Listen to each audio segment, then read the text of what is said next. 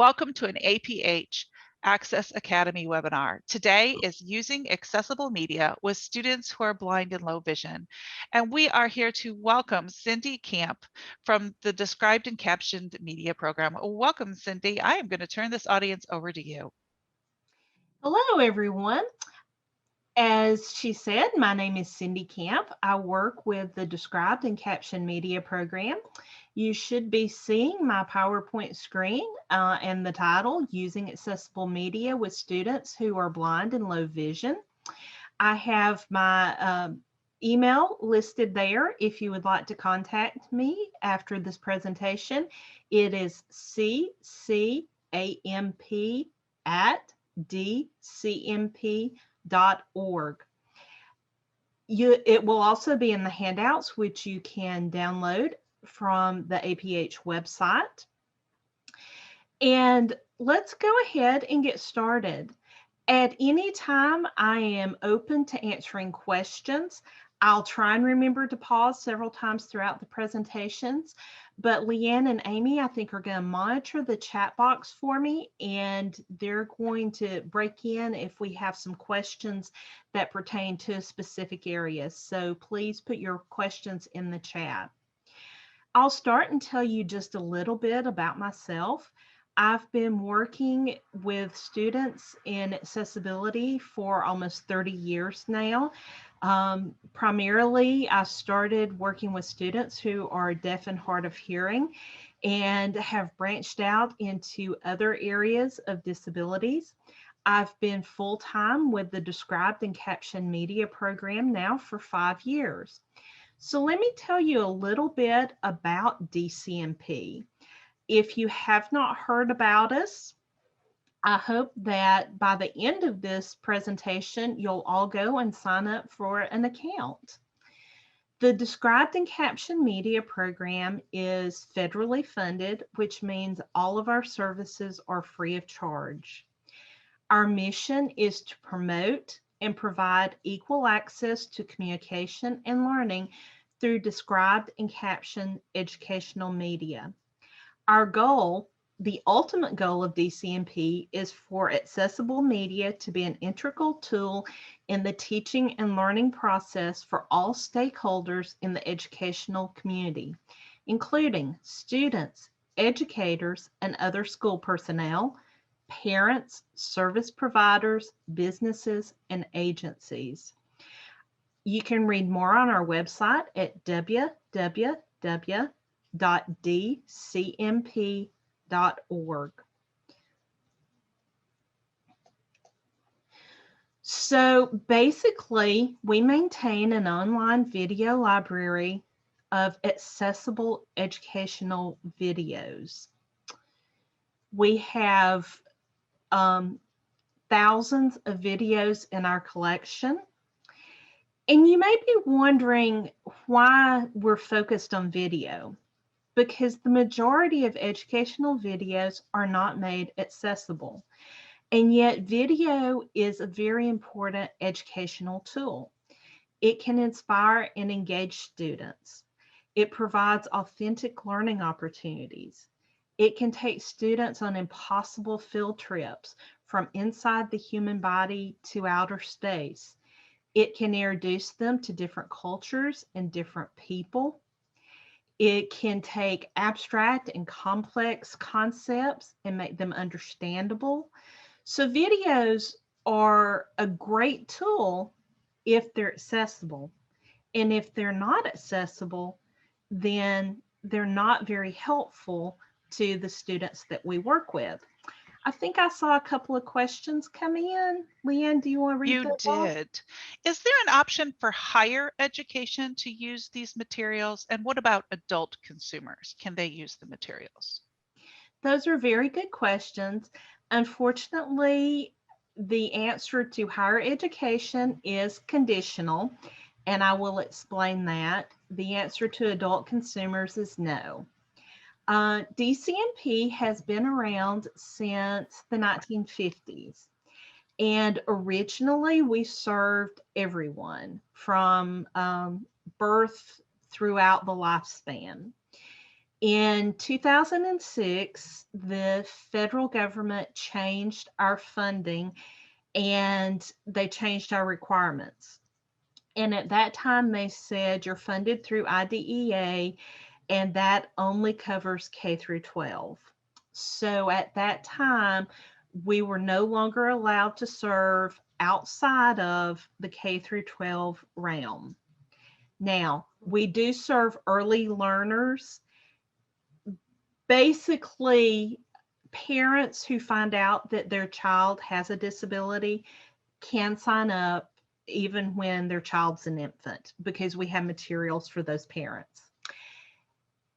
We can only serve the student through high school. If the student is in an extended high school program through whatever your state allows, 21, 22, as long as they're in high school, then they are covered. Once they graduate or leave high school, we can no longer serve them.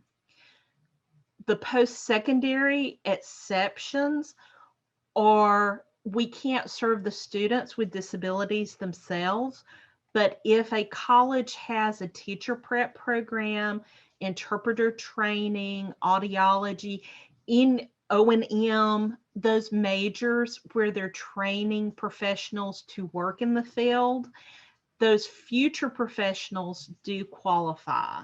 So as they are professionals in training, they can join up for membership, but a student with a disability in college no longer qualifies for our services. Adults, unfortunately, we're not allowed to serve them. We would love to, and perhaps one day our funding source through the U.S. Department of Ed will allow us to again, but not at this time. I see the question, at a community college, we have ASL courses. Would they qualify?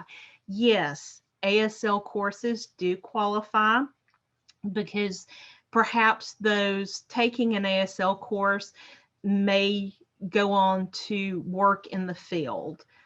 So those students can use our ASL content and our deaf culture components. We also have education early childhood prep. Yes, that would qualify as well. So we try and be as flexible as we can because we know that our resources are going to benefit a wide variety. We just have to stay within our funding source. We can't get too crazy with it. But our caveat is, will this benefit a child who's an early learner through high school and has a disability? Originally, we could only serve those who were deaf, hard of hearing, blind, and low vision, and we have been able to expand out to other disabilities as well. So that has been a benefit.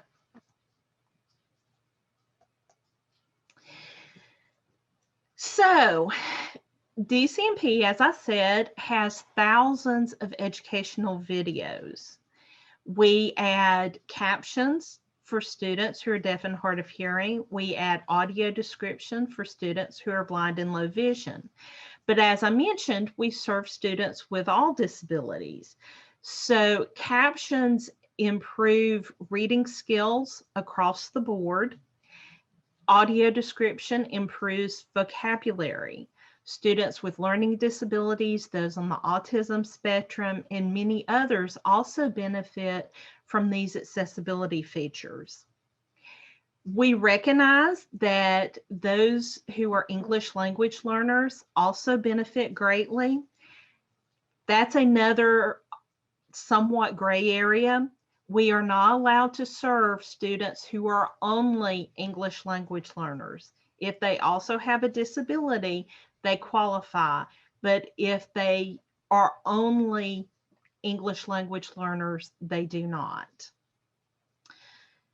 So we make these videos accessible. The videos are not ones that we produce necessarily. They are commercially produced videos. They're already being used in the classroom. We negotiate with those producers so that we can add the accessibility features that they have not. You'll recognize many of the titles, such as Time Compass. We have content from NASA, from PBS Learn. We have Bill Nye the Science Guy, Mythbusters, lots of popular educational programming. We also work with many YouTube educational producers. One that's been very popular is the Amoeba Sisters. So we're looking at content from a variety of sources. It has to be high quality educational, and it has to be able to be made accessible. There might be some situations where the dialogue is so rapid that we're not able to add captions and have them be on the screen long enough for students to benefit from them. If that's the case, we would say, yes, it's good educational content, but once accessibility is added, that takes away from the student's ability to learn because the dialogue's too rapid. Or sometimes it may not have enough ability to have pauses to add the audio description. So we're looking at the video holistically to make sure that it's both educationally sound and that's going to meet the needs of our unique student population. I talked briefly already about who qualifies for membership. Basically, professionals and family members of students who are early learners through high school. As I mentioned, families who learn that their infant has a vision or a hearing loss can go ahead and sign up. We've got a lot of videos to help those families learn about what it means to raise a child with vision or hearing loss, that they can learn what they need to know as that child is growing. And then when the child reaches school age, then they can start using the videos in the classroom. We have ASL content for little ones who aren't able to read the captions yet, but if their parents go with the ASL approach, they can start learning to sign with the videos. And we have content for little ones to listen to the audio description. College students who are preparing to become professionals can register. ASL students in college can register. We want to be as accepting and broad as possible while maintaining the quality and staying within the bounds of our funding cycle.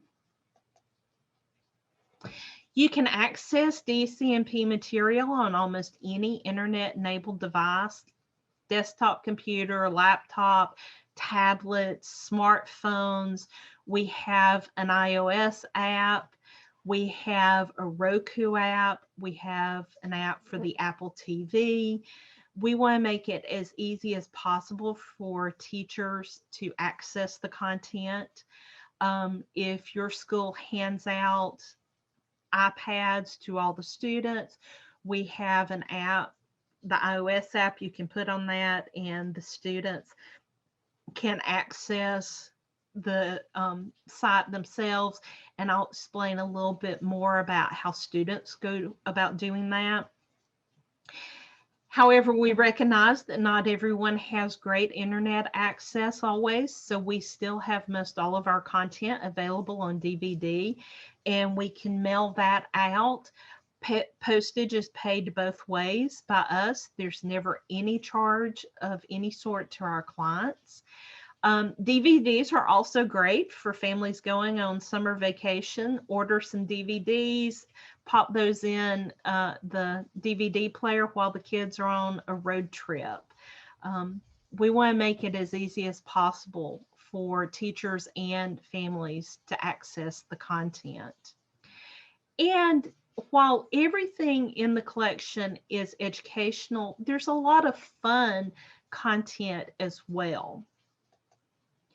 I want to take just a second and show you a clip from one of our videos so you get an idea. This is from a video series called Moko the Young Explorer.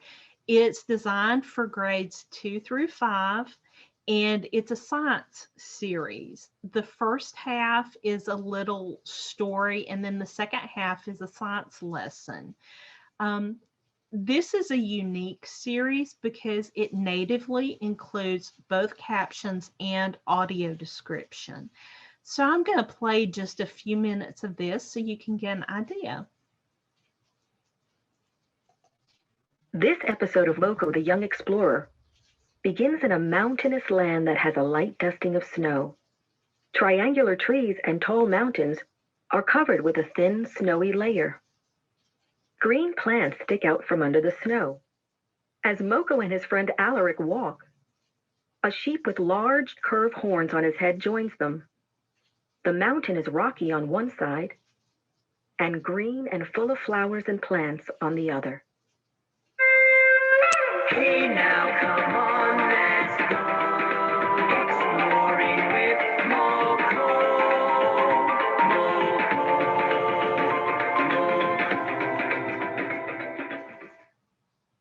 The Ancient Mountain.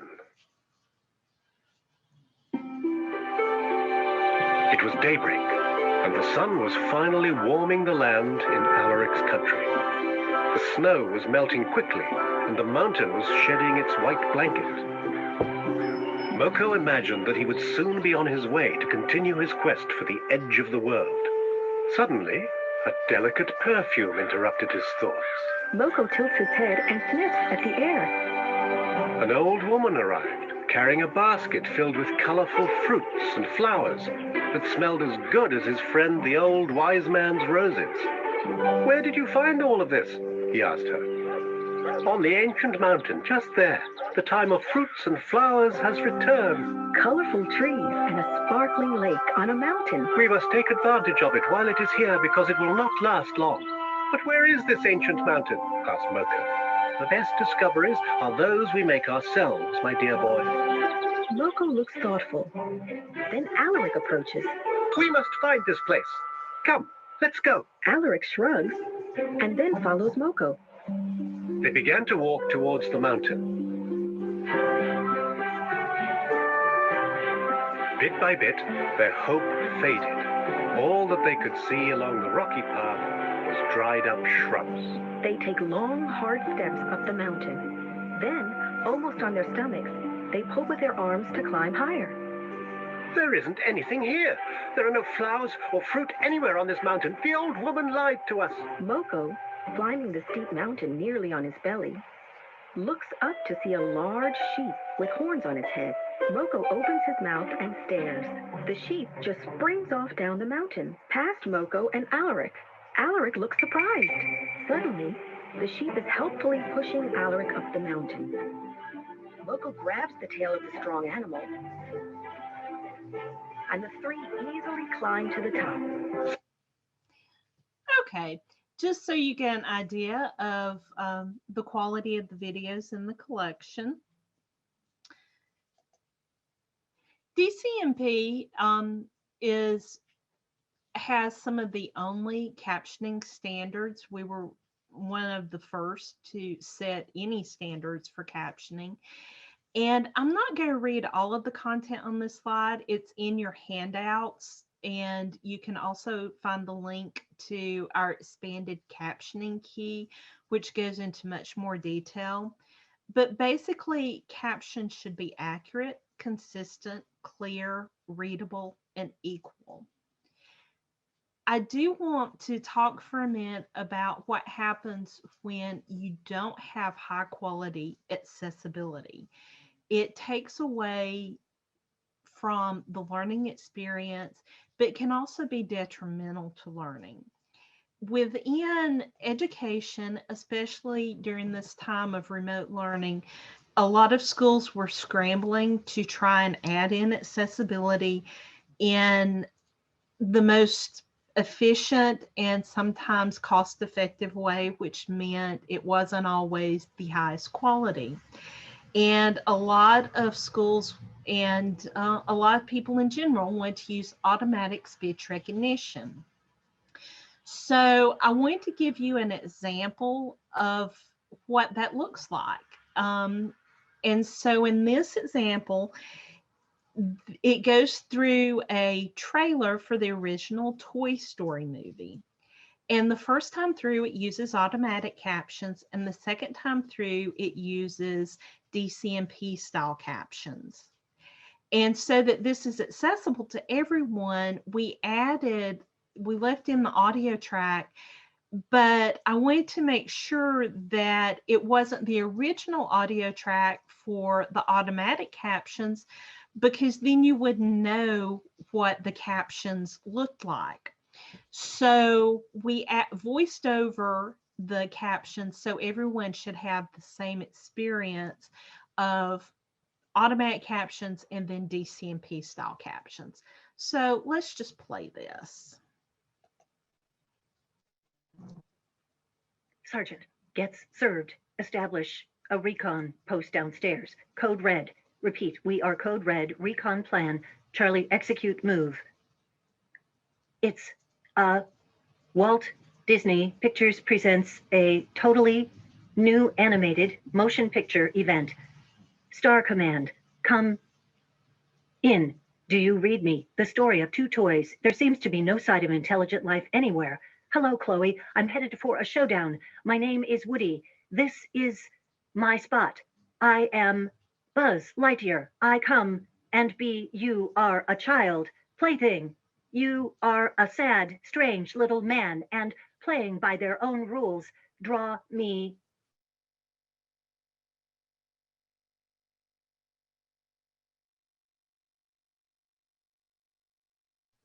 You. Music. Oh, impressive wingspan. Very good. Oh, what?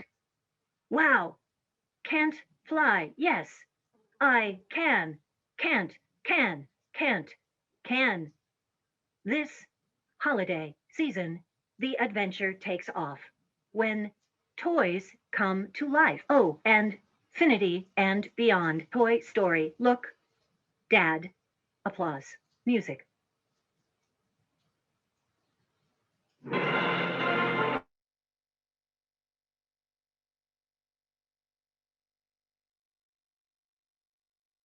Recon plan, Charlie. Execute.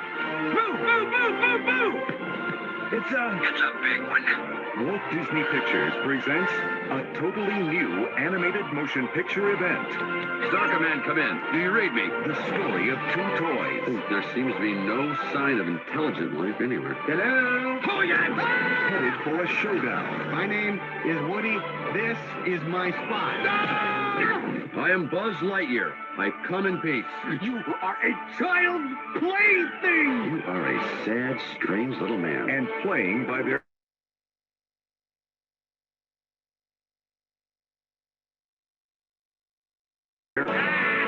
You're mocking me, aren't you? Oh, impressive wingspan. Very good. Oh, what? You can't fly. Yes, I can. Can't. Can. Can. This holiday season, the adventure takes off. When toys come to life. To infinity and beyond. Toy Story. Look out! Can. So I think it's pretty clear that when you don't have high quality captions, you really aren't providing access to the students. DCMP also has developed standards for audio description. And again, I won't read all of these, but the summary is they should be accurate, prioritized, consistent, appropriate, and equal. You will find these written out with expanded descriptions in the handouts and a link to our description key. So now we'll look at an example from, or a clip from To Kill a Mockingbird. and it will have both captions and description as well. Notice with the description that this is an educational video, of course, based on classic literature, but it should be entertaining to the students as well. So we made sure that the voicer has a Southern accent, which matches the tone of the video, but that it doesn't blend so much that you can't tell the difference, so that the audio description becomes an entertainment part of the video, not something that stands out separately. Morning. Jim, Dill, and Scout come out of the side door. Hey, Jim. I bet you a gray ghost against 2 darn swifts. You wouldn't go any farther.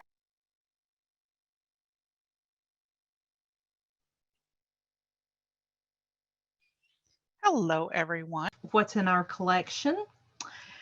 I think I saw that there might have been a couple of more questions in the chat. One about Would you like me to read them to you? Yes, let's do that. Okay. So how is the video expanded to the outside of the USA community was the first one. Good question. Unfortunately, we are not allowed to open membership up to those outside of the US. It is restricted to those within the US and US citizens abroad. So citizens in the military who are overseas, or perhaps citizens who are living overseas for whatever reason, and they have students with disabilities, they are allowed memberships, but otherwise it's restricted to the US because of our funding source through the US Department of Education. The one exception, I guess, is we do have a few of our videos, I think around 800 to 900, that are freely accessible. The producers have chosen to make those open to everyone. And if you are not a full member, you can still access those videos anywhere in the world.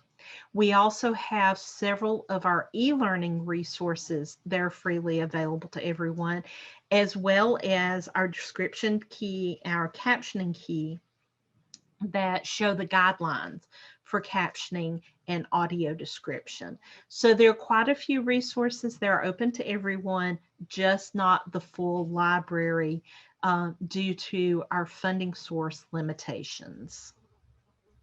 And there was one more. Mm-hmm. So there are people who work on college campuses, and so some of their questions are, would it be good to set up a membership for their disability services to assist faculty who teach those ASL, education early learning courses, or a college campus librarian to set up membership to assist them? So, very good question. It is best for the individual teachers on the college campus to set up their own accounts. The reason being that because of our funding, we have to collect a lot of data. Any of you who may have worked with federal grants know that you live and die by the data that you collect and are able to report. So every time that you watch a video, we send out a very short questionnaire so we can collect the statistics on who watched it, and we're able to report on that. So if a teacher in an ASL class is showing a video to their ASL students, they're going to get that follow-up questionnaire. And if the account is not through them, if it goes through a disability office or whatever, then you wouldn't be able to answer those questions. That individual teacher needs to have the account. And that's going to be true for a college campus or a K through 12 setting. So each individual teacher needs to have their own account. And you're ready to go. Okay, good deal. We'll move on. Touches it and runs away. Okay. And the next one. So now let's get into some of the features that our website offers for each of the videos. This is a standard video player page, and it's so nice. DCMP has gone through so many changes over the years. It started out and they would send out the 16mm reel-to-reel films. Then they went to VHS, then to DVD. And now everything's, you can stream online, which is so nice. You can go in and preview a video and know within 5 minutes whether you want to show it to a student or not. And you don't have to wait for it to come in the mail. So everything has gotten so much easier. So on the standard page in the top right, you've got a paragraph write-up about the video so you can read a summary of it. Below that, it's going to tell you the main topic, then the subtopics. It's going to tell you a recommended grade or interest level. It's going to tell you the standards. I'm going to come back to that. It's going to tell you the release year. I will let you know that we pick videos for their longevity. So you may find quite a few videos that were produced 15, 20 years ago. We try and make sure that the content is going to be good for a long time because we're spending a lot of money to make it accessible. That doesn't mean we hold on to it no matter what. So if you run across a video that has outdated information, when you fill out that comment card at the end, tell us that. We will have it reviewed and have it removed or replaced as quickly as possible. You'll see the producer, and if we have other content from that producer, there will be a link to them. You'll also see if it's part of a series, and there'll be a link to that series page. Now we'll jump back up here to the standards. This, in the past few years, we have added this feature, and it's great for teachers. All of our academic videos are correlated to Common Core and state standards. So whether you live in a state that follows Common Core standards or your state has their own specific state standards, all of our videos are going to show you which of those standards a specific video meets. It's going to recognize you as a user when you log in. I live in the state of Alabama, so it recognized me as being from Alabama, and it tells me this video meets 35 Alabama standards and a total of 1,834 standards overall. I can click on this link. It's going to take me to a page where I can then filter those results. I can choose a different state if perhaps I live in one state but work in another. I can choose a grade level, or I can filter by other standards. Our ASL videos are correlated with the Clerk Center ASL standards. We have Common Core, the National Council for Science Studies, and the Next Generation Science Standards. So you can filter for any of these, and you can search for a specific standard if you need to teach that, or you can see from a specific video what standards it teaches. And then if that video teaches this standard, you can find other videos that also teach that standard. This is really helpful for teachers to document that, yes, these videos are academically sound, or to search for something that they need to teach specifically. Below the video, it's going to give you some options. You can choose the language and accessibility feature. You can choose cinema mode, which is full screen. You can choose the transcript, and you can choose report a problem. If you ever have an issue with a video, click this report a problem. It's going to send an email message to our tech team.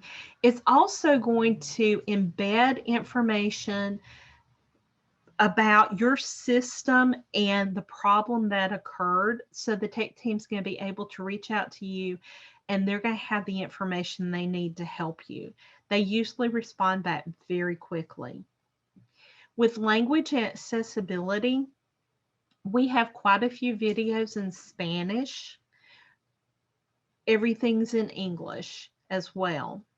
Accessibility, you can choose captions, audio description, and our new accessibility feature is ASL, which we'll talk about later. The transcript feature, we'll go over a little bit more. You click on that button, and it's going to show you the transcript below the video. You can choose the transcript for the captions, the descriptions, or both. This is really nice because if you choose both, then suddenly you have accessibility for deaf-blind students. You can print out or download the transcript for both. Then deaf-blind students can access the transcript for the entirety of the video, however they would access a print document with refreshable braille or whatever technology. The transcript feature does not do word for word highlighting. It does phrases, but it will go through and show you what part of the video you're in. This also helps you to search through a video. Students could use this if they're watching a video on math and they only want to know about long division. They can type in the word long division and it will skip to only those parts of the video where that phrase is used, or whatever phrase they want to search for. If you need to divide a video up and show it in multiple parts because you don't have it's a longer video and you don't have enough time to show it all at once, our system at this time does not save your place in the video. It doesn't remember where you left off, but you could write down 2 or 3 words where you end. The next day you come in, you open the video, you type that phrase in the search box, and it will jump you back to that point in the video. So it's a good way to remember your place, even though our system won't do it automatically for you at this time. Transcripts are also a great study tool. You can use them to pre-teach vocabulary. You can print them off and have students use them as a study tool. And they can highlight or take notes on them. And it's a great way for them to review the video. We're implementing a new player that adds a lot of options for the user to set their own options for accessibility. It allows you to control the playback speed. Normally, you have it set at the normal speed, but if you have students who need more time to process, perhaps they need more time to read the captions, they can slow the video down, and the caption speed, the transcript, everything's going to slow down. The audio is not distorted noticeably, so they're able to slow the video and have more processing time. Or if you have a student who wants to quickly search through a video, they can up the speed and go through it quickly to scan for a section that they're looking for. As I mentioned, some of our videos come in both English and Spanish. With our new player, you can mix and match these features. So you could have the audio in English and the captions in Spanish, or vice versa. This is a really nice feature if you have students from bilingual families, and it happens sometimes that the parents only speak Spanish, but the students are learning English in school.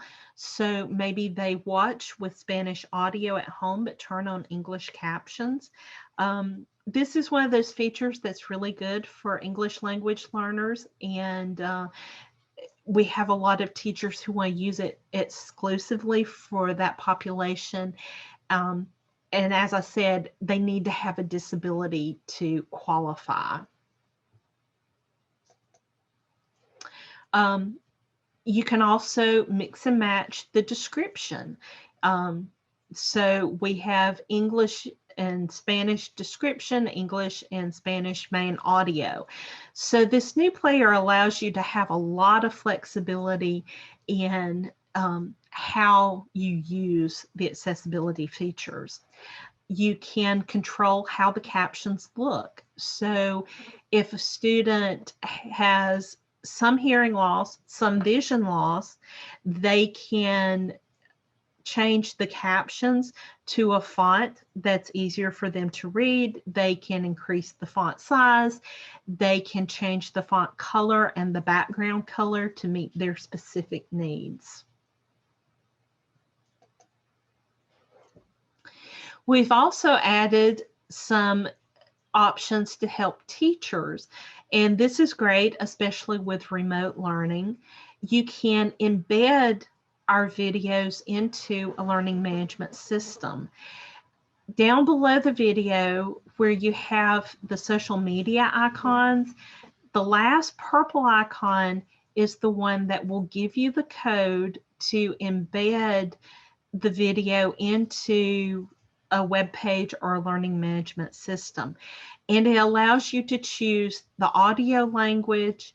It allows you to choose if you want description or captions, and it will automatically code that in. You simply copy this code and paste it into your LMS or your web page, and you're good to go. However, let me say that once you embed it, your students will need a username and password to access it. It does not become freely available to them just because you've embedded it. And we're going to talk about setting up student accounts here in just a minute.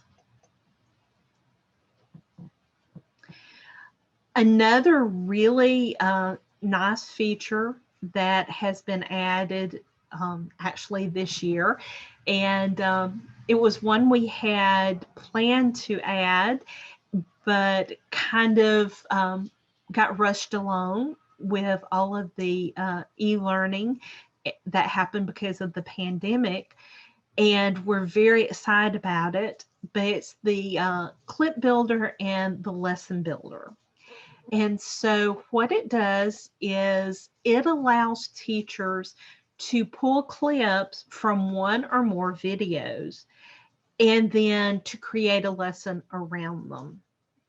So perhaps you're teaching about the Civil War, and there are 3 or 4 videos in the collection, but you want to talk about one specific battle. And so instead of showing all 4 of those videos in their entirety, you want to pull just a few minutes from each video that talk about this battle. You would go in, you would pull each of those clips out, and then you would put them into a lesson, and the students can go through and they would watch each of those clips. This is a great way to enhance learning because we know that the more students hear about something in different ways, the more likely they are to retain it. So they can hear about the same battle from different perspectives, from different videos, and they're going to be able to internalize it more. So when you go into you pull all of your clips. This is what the screens going to look like. You put each of your clips in here, and in between them, you can add in questions, one or multiple. So I pulled a clip on the Trojan War. I added in a question that says, what story made the Trojan War famous, which they would know the answer from watching this clip. And then you can also add in external documents. And I pulled in a timeline that I found on the Trojan War. This is very interactive. You can have students watch a clip and then answer one or more questions. You can, if you use multiple choice questions, something that the system can automatically grade, then you can say, if the students don't answer correctly, they have to go back and watch the clip again before they can move forward. Or you can let them move forward either way. It's up to you. They can watch a clip, answer a question, watch clip, answer question, or they can watch a series of clips and have a quiz at the end. It's all up to you, how you build it and what you want them to do with it. This is a way that you can track if students watch videos that you assign to them, and you can grade their answers to the quiz. You can add in short answer quizzes, but then those need to be teacher graded. The system obviously can't automatically grade short answer and essay questions, but a really great additional feature. And this is in its early stages. We have quite a few additional bells and whistles that we want to add to it. So keep watching in the coming months for other things that can be added. And we also have a place for you to leave feedback and let us know what other things you would like to see added. So with the embed into the LMS, with the clips and lessons, all of those, you need to set up student accounts. And that's what I want to talk about next. When you're logged into your account, in the top right corner of the page, there's a button that says account. And when you click on it, there's a drop-down menu, and one of the options is students. When you go there, it gives you the option of creating student accounts. Depending on how you teach, how many students you have, you can add them individually, one at a time, or you can add multiple students and actually import a CSV file and do many at once. Let me also say at this point, I've been harping on, you need to have qualified students with disabilities to be able to use the system. However, you may have a general education teacher that you work with. They teach 9th grade and they teach 5 sections of the same class. They have one qualified student in one section. They can use DCMP media with all 5 sections of that class because of that one qualified student. We don't want them to have to change their lesson plan for that one student, because we know they're less likely to use accessible media if that's the case. So as long as they have one qualifying student in one section of their class, they can use it with all of their students. During the pandemic, we had some teachers who had something similar to that. They had a few students with disabilities, but they may have had 200 or 300 students overall. They needed to use our media with all of those students, so they need to set up student accounts for 300 students. And that's when we put in place the ability to add multiple students at once. They could import the CSV file with the student's name and information, and our system will automatically generate usernames and passwords. Or the teachers can set up usernames and passwords. It's all very customizable. Once you've put in the student's name and generated or created yourself their username and password, then you set up what content they're allowed to see. You can choose first you choose grade level. So if they are in 4th grade, our system has age groups. So you would choose the appropriate. They can pre-K through K, 1 through 3, I think it's 4 through 6. And then you choose the categories that they're allowed to see. Math, science, history, pretty safe categories. You probably would not want to give them access to the health sciences, to the counseling. Those are some categories that may have sensitive topics in them. This is why we don't allow students to have their own unmonitored accounts, because we recognize that as them being underage, we at DCMP do not monitor what they watch, so an adult needs to. We do have some sensitive topics such as sex education, drug and substance abuse, very appropriate for the right grade level and the right student, but we wouldn't want a 2nd grader having monitored access to sex education videos. So that's why a teacher or a parent would set up an account for their student and then give them access to the media that they want that student to have access to. Once you've set up the student accounts, you can group them into classes, and then you can give the entire class an assignment, like a lesson that you've created or a video that you want them to watch. And I think we had a couple of questions come in. Leanne, do you want to read those to me? One was they're just trying to make sure they understand that the faculty will set up their own account.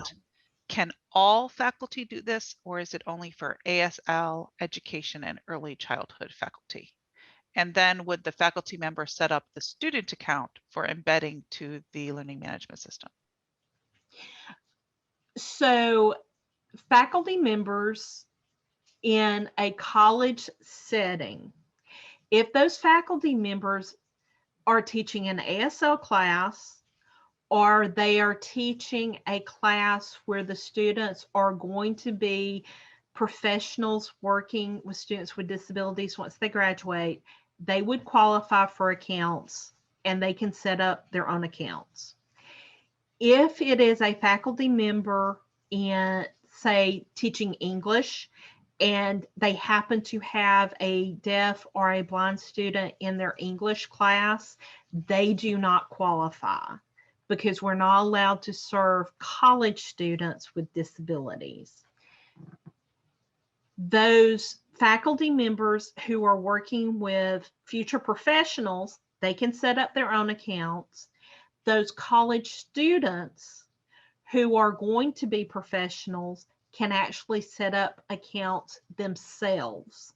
So faculty at a college don't have to worry about setting up student accounts. They can direct their students who are future professionals to create their own full accounts. The student accounts apply to the K through 12 students. Does that make sense?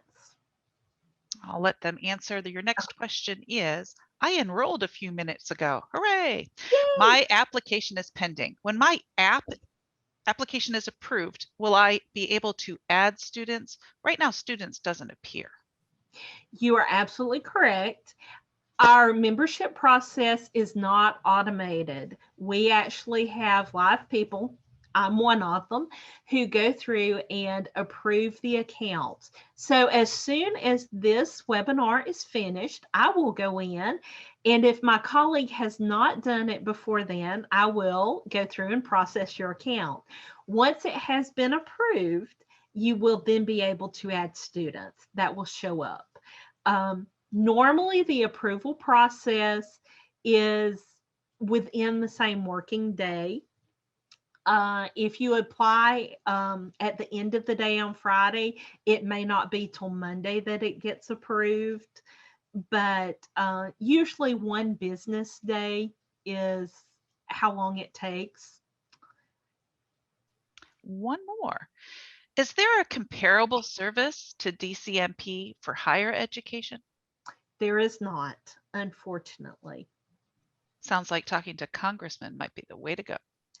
Yes, we would love to be able to serve post-secondary, and hopefully, like I said, one day we'll be able to.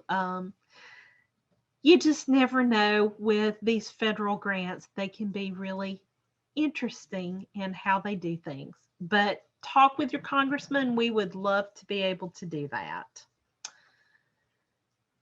Okay, so let's move right along.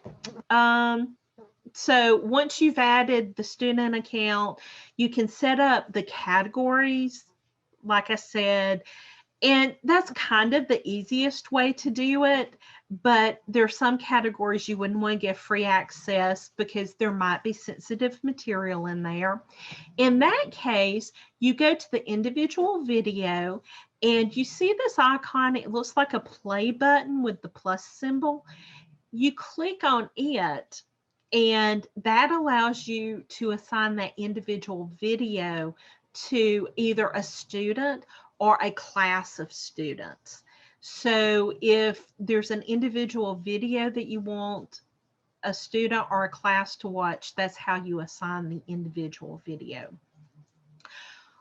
All of this that I'm talking about, creating student accounts, assigning videos, setting up clips and lessons, it's all in our help center. So don't feel like you have to remember everything I've said. They're videos and it's all documented in our help center. When you're looking for videos, there are a couple of different ways you can do it. One is to browse by topic. And on the screen, you'll see all of our different main categories: arts, biographies, blind life, business, careers, counseling, and self-help. That one is where some sensitive topics are: deaf life, deaf blind life, education, geography, health and safety.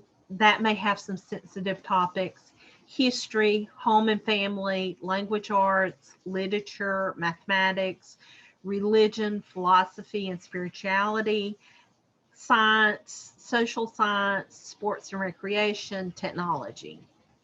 All of these are our main categories. When you click on one, you'll see the subcategories. I clicked on language arts and I see a pop out that shows me the alphabet, classic movies and television, communication, composition, critical thinking, English grammar, library and reference skills, literacy, mass media, nonverbal media, public speaking, publication, punctuation, reading skills, Spanish language, study skills, and vocabulary. So there's a lot of information here. And with thousands, currently over 9,000 videos in the collection, just browsing can give you a lot of different videos. So what you may want to do is set your browsing preferences. You can do that by choosing the grade level first. If you only teach 5th grade, then you may want to set your browsing preferences for grades 1 through 3 and grades 4 through 6. If you teach all grades, then you can set your browsing preference for the grade you're looking for that day, and then clear it after you've found what you're looking for. You can set your accessibility feature, English captions, English description, Spanish captions, Spanish description, and ASL. You can choose the media format, streaming media, or physical media that would come in to you as a DVD. You can choose the runtime, 10 minutes, 10 to 30 minutes, 30 minutes to an hour, more than an hour. The system does save your browsing preferences. So if you only teach a specific area and you only work with blind students who speak English, then you can set your grade level, you can say English described, and save it, and you're all set. But if you change up, then you'll want to clear your preferences each time. Otherwise, it will be limited and you may not see something that you need to. Another way is to search by typing in the search box for the title of a specific video or a word or phrase that you're looking for. In this search, I typed in the word horse and found 42 videos with the word horse either in the description or the title. And then it also tells me there were some matches in our Learning Center. Our website's divided into two main categories: our video or media side, and the Learning Center, which is more of our print material.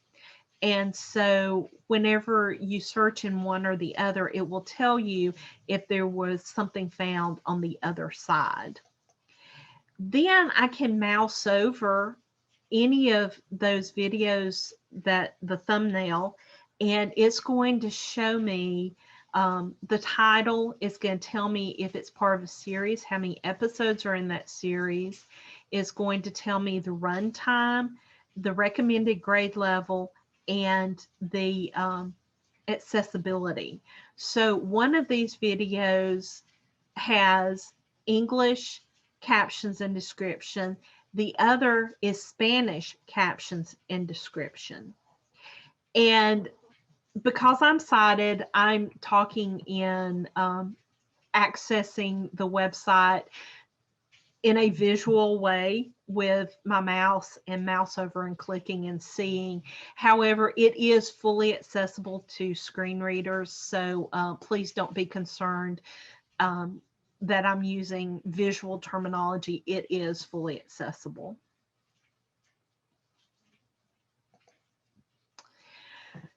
We talked about all of the academic videos, but I want to make sure that you know we also have many of the social videos that your students are going to need.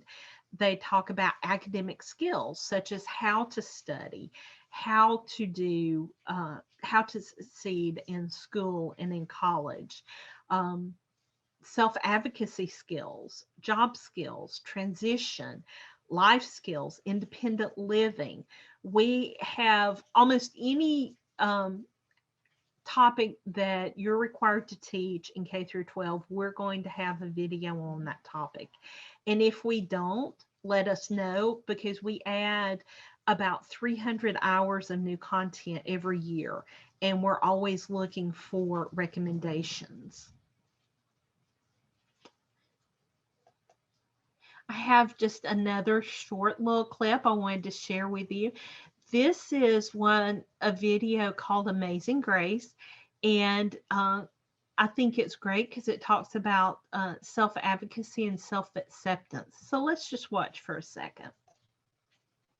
One day, Grace's teacher said they would do the play Peter Pan.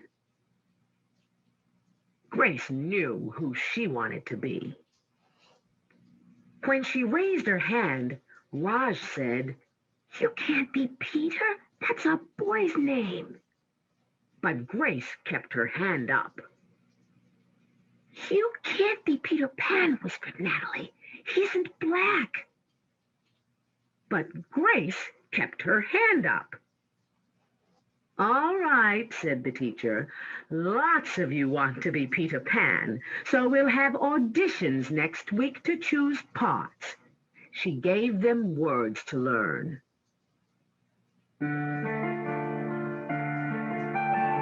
When Grace got home, she seemed sad. What's the matter? Asked Ma. Raj said I can't be Peter Pan because I'm a girl. That just shows what Raj knows, said Ma. A girl can be Peter Pan if she wants to. Grace cheered up. Then later she remembered something else. Natalie says I can't be Peter Pan because I'm black, she said. Ma looked angry, but before she could speak, Nana said, it seems that Natalie is another one who don't know nothing. You can be anything you want, Grace, if you put your mind to it. Okay, just another example how we have videos for self-advocacy, self-esteem for all ages. Some other features on the website, if you scroll to the bottom of any page, you're going to find these additional menu items. Our Help Center, which I mentioned, is going to contain how-tos for everything I've talked about, a Contact Us, an accessible television link, which we're going to go over, information about DCMP, our Learning Center, which is the print side, our e-learning resources, which has a lot of our modules and trainings for professionals, and we'll go over that some more. Then the bottom link is recommended media. As I said, we add about 300 hours of content every year. So if you have any recommendations for a specific video or for a subject area that you feel we're missing, let us know. It's not a quick process because we have to negotiate with the producers, but we do look at all of your recommendations and we try and work on those and add them when we can. Our accessible television portal, we add content from educational television programming. I mentioned some of these earlier: Bill Nye the Science Guy, Mythbusters, The Magic School Bus, Time Blazers, America, The Story of Us. These are some really fun things that kids enjoy watching, and sometimes they don't even realize they're learning. So sometimes we'll actually have teachers and parents use these as a reward. They set up an account for their student and they'll put episodes of these in there. And when the student finishes work early or they've accomplished something, they get maybe 20, 30 minutes of screen time, and they can choose which ones they would like to watch. So it's a good way for them to have access to safe educational programming that you don't have to worry about. We also have some transitional curriculum for deaf, hard of hearing, and blind, low vision students. This is a new module that we've added in the past few years. It's called Getting a Job for Students Who Are Blind and Visually Impaired. I think it takes about 4 hours to go through it fully, but it includes videos and information from blind and low vision role models talking about their experiences in college and training and getting their first jobs and what they've learned that they needed to do.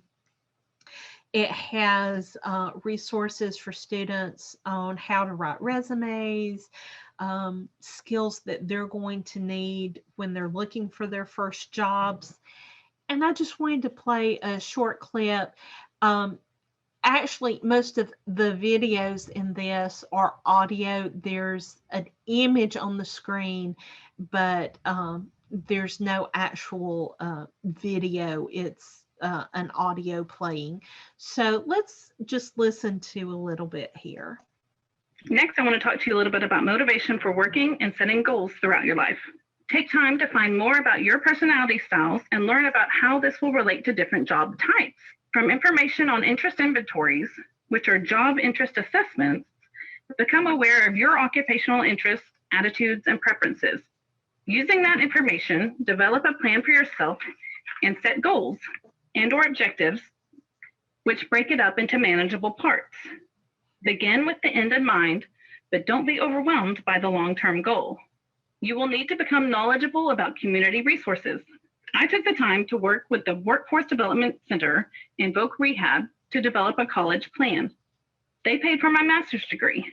Likewise, for my own children who have a visual impairment, I worked with a national nonprofit to purchase reduced cost computers and to obtain low vision assistive technology for home. Seek out the services of agencies that are there to support you. Don't ever allow your disability to be an excuse to not do something. Instead, view it as motivation to work harder. As soon as you come to the realization that you may have to work harder for the same or lesser result, it changes your approach to everything you do.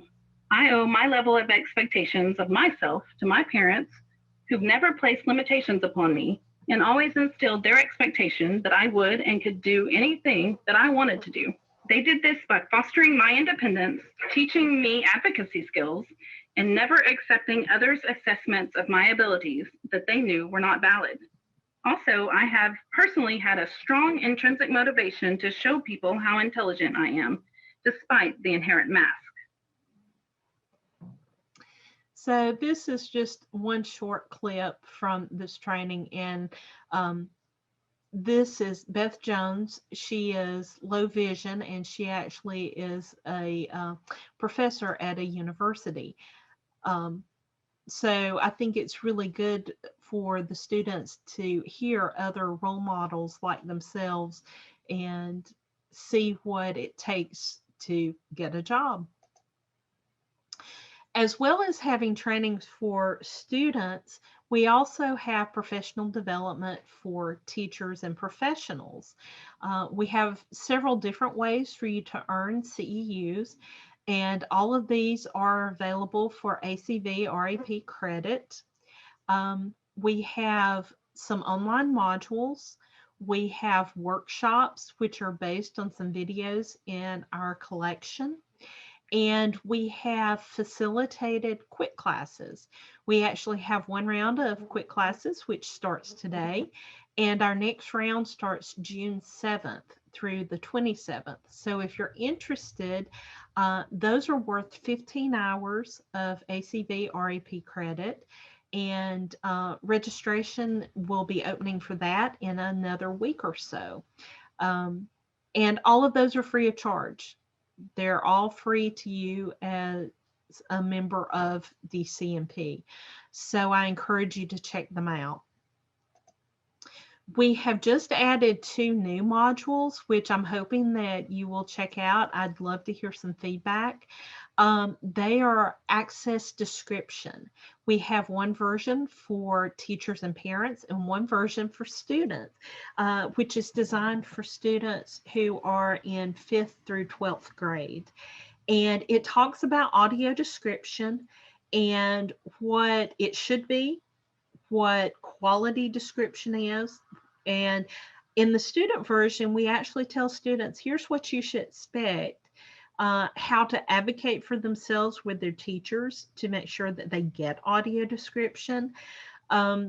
There's some examples and some activities so that they get to practice and see what good audio description is. And we're really excited about these modules. I think it's going to help improve access for students and help teachers realize the importance of audio description for their students. Most all of our videos come with supplemental information, lesson guides, other information from either a producer website or links. So we try and make it as easy as possible for teachers to jump in and use the materials and not have to do a lot of extra work. We want to make sure that they find the website user-friendly and that they want to use it with the students. We don't inundate you with a lot of extra emails or contacts. You get a weekly, monthly newsletter that's going to update you on new features that we're launching. It's going to give you ideas for that month based on holidays or current events, and videos that can help you in the classroom with those. And then we might send out an additional survey or ask questions maybe once a year. So you're not going to have a lot of information, coming to you. We're not going to be filling up your inbox, but we want to make sure you have what you need to use us as a resource. And with that, we're finished just a few minutes early in case we have some other questions. I don't know if we did, but if you have any questions at this time, please put them in the box and let me know. We have not had any so far, so we'll give them a minute to sit back up and exercise their fingers on a keyboard. So I've got a question for the people that listened today in the chat. If you did not know about DCMP and were not a member, could you put an N in the chat? If you did not know about this and were not a member. That was part of my expectation, and I'm so happy to have you join us today. I am hoping that all of you that put an N in the chat now have a pending for DCMP. And as soon as we finish, I'm going to go start processing those membership applications. So I expect to see them popping up. And well, the question is where did you hear about us? So you can put the APH webinar, and we'll keep track of that. Where on the webpage do you register for courses that you were talking about? Sure. If you scroll down to the bottom of any page where there are those extra menu items and click on e-learning resources. And that's going to take you to the page where you can find the workshops, the modules, and the quick classes. Cindy, do you have any health education or sex education videos? We definitely do. We did have a couple people that have said they've used it and have loved using it. Others that were members but weren't sure how to use it. So the nice thing is you also have continuing ways to use it in your webinars as well, Cindy, don't you? Yes, we do. And I am available if your school or organization would like to set up a training for your teachers, whether they be TBIs, O&M, or general ed teachers. I am available to do trainings for you. And I'm really flexible. I can do 15 minutes to 2 hours, whatever you need. And DCMP is an ACV REP sponsor, so we can actually do credit for you if that's a draw for the teachers in your organization. So, do you have videos and resources on orientation and mobility? We do not. Well, not really. And I have asked. I've had some O&M individuals take my quick classes, and I've asked for recommendations and haven't really gotten a lot. So if anybody out there has some videos that you would recommend, send them to me, because yes, that's an area I would like to add to. Very neat. And the grant that you use to fund is a federal grant. So I think I was correct. And yes, this is a way to advocate for more access and more support. And also when you start using it to show your leaders that this is what you are using for your students' access. And the nice thing is that what we're finding is a lot of, especially the gen ed teachers, are like, oh, Oh, Cindy cut out. See, that storm is getting her, isn't it? I'll stop for a moment and see if I can get her back in.